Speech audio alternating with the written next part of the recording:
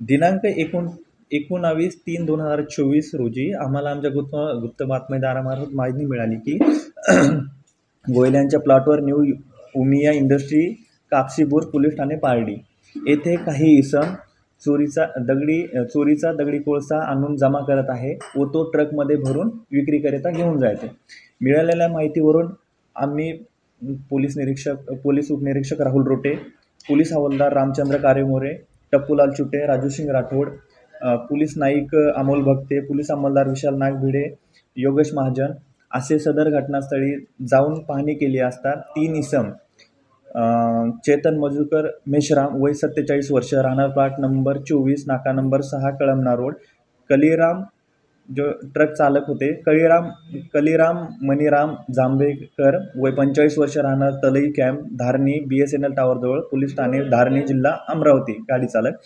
व त्याच्यासोबत मोहम्मद गुलाब नबी वल्द याकूब मुल्ला वय 42 वर्ष राहणार Ajri Majri Bhilgaon road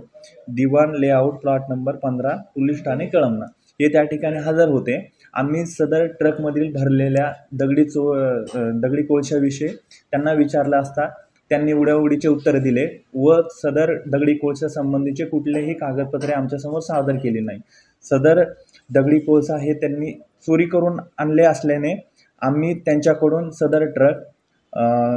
MH27 BX 8516 अंदाजे 20 लाख रुपये किंमत व 20 टन दगडी कोळसा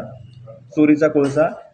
किंमत अंदाजे 1,26,000 रुपयेचा मुद्देमाल जप्त केलेला आहे। सदर गुन्ह्यात 3 आरोपी हे आम्ही ताब्यात घेतलेले